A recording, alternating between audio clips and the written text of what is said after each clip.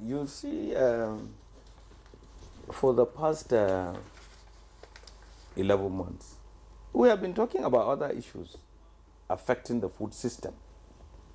We did not talk of the NIMET predictions in those. We have been talking about insecurity. We have been talking of low mechanization. We have been talking of inadequate credit facilities to farmers. We have been talking of doing agriculture the year round. You know, this dry spells and whatever he mentioned, they are not issues that will make me have sleepless nights, because they are, we know we do agri-tech now. Nigeria should get into that. If I have a dry spell on my farm and I have planted maize and the cessation period or rain cessation is 21 days, I should have the alternative of watering my maize plantation through either groundwater or if I have dammed water near me. So we must accentuate the possibility of irrigation. So all these factors are the threat factors to scalability or productivity. Now, availability in simple economics make things cheaper. The farmer is producing, and it is in the farmer's larger interest to have more, to optimize their productivity so that they get more money. Because of our population, we need all the farmers to do more so that the whole population will get it. The farmer needs security to be able to go to the farm whenever they want, at any time they want. The farmer has to be able to raise capital, easy and easy funding for whatever he or she wants to do. All these things have to be factored. And then again, you have one very serious problem. And that serious problem is the purchasing power of your currency. Even now, right now, you say the naira is 1,500 and is farming up. Is 1,500 really farming up? The naira should be less than 200 naira. I mean, for the dollar. If it remains at that level, can your salary feed you? Check your salary, what you get here in NTA. Can it really feed your family? So once you go to the Wuse market now or any of the farmers market, are you saying that you don't see anything? You don't see food? You don't see fruits? But you can't afford it, therefore it's as good as not there. So what we have, and we just had a dialogue with one organization, media organization, I think Trust. The question they asked was, are you talking of availability or affordability of food? Okay. Affordability is a very serious problem. In fact, once food is not available, affordable to you, you cannot have food security. Because food security means whatever you have has to be there.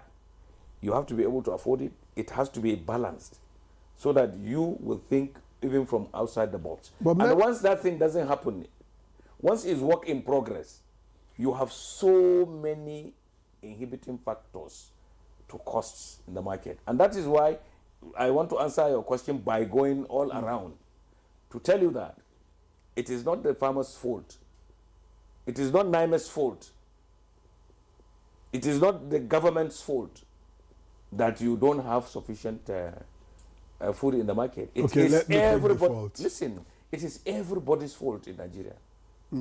But talking about everybody's fault, would you say that the policymakers, those who should do something about some of these challenges, of course, although you say, well, the climate prediction is the least of your worries as a farmer, but do you think the policymakers are taking the bull by the horn in dealing with some of those challenges just so that there's food security? See, there are so many windows of opportunity there.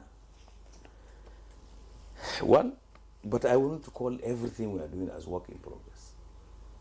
I have not said in context that the NIMET prediction doesn't have anything. In fact, it's a very serious factor to prosperity because it goes to climate change. And the climate change is the one that has caused all these ones. These turbulences in what is going to happen now, where you have flooding or you have droughts or you have this, is all because we did not commit to those things that we agreed to commit to as a nation. If you look at all the SDGs, If you look at the COP28, we made so many commitments, we are not there. Even you are guilty of some of those things. So everybody in Nigeria should really look at these issues, should not be in denial of them, and should be able to do them. Even the issue of insecurity. If your child is one of those people who do banditry, you caution the child. If the person doesn't listen, you take them to the law enforcement, so that they will be punished, because invariably it will affect you. So it's not that you don't like him, but you are pro people. You like his brothers, his sisters, and you like your neighbors and all that, and all Nigerians. So that's why I said these things are everybody's problem. And then also, when you have anything to sell as a farmer, you look at your cost of production and then put a small margin. Be realistic. And then when you are a middleman, do not buy something 10,000 and then come to sell it 150,000. Be realistic. Now the reality is that can the people who you are selling to, can they really buy at whatever price you say? So you have to synchronize those things. And this is business.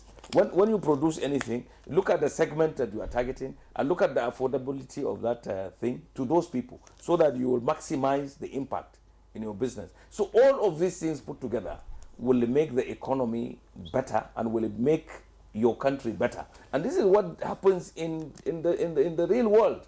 You don't sit, nobody sits in isolation. You produce something that, I mean, we didn't talk of post-harvest loss. If I produce tomatoes and the price is so high and people cannot buy it, I will end up losing all of it. Because if it is not bought and there is no preservation, no enough power, no to keep the thing, I will lose all of it. So I have to be careful.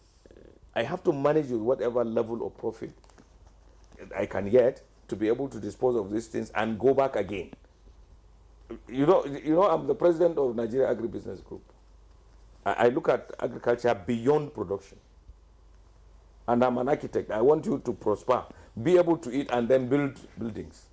So I must be able to help you to be able to conserve what you have, so that you apply it to daily life.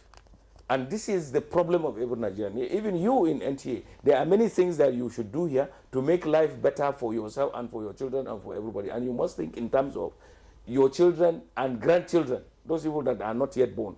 Is there any enabling environment that they will come into and be happy? Because if there were none, we would not be where we are. I was born in a village. I'm talking now on TV. I never saw TV when I was young. There was no TV in my place. Now I must make contributions to make life even better, so that opportunities will be there for my great-grandchildren. This is the psychology that we should have. So Nigerians should have a change in mindset. And then we must develop all sectors. There are many, many threat factors to the attainment of food sufficiency before food security in Nigeria. The climate is a very, very serious element in this. That is why I'm talking about climate change, and it's a global phenomenon. These changes have happened everywhere.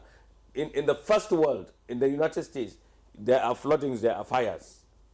Very devastating floodings and very devastating fires that if they happened in Nigeria, we will not be anywhere.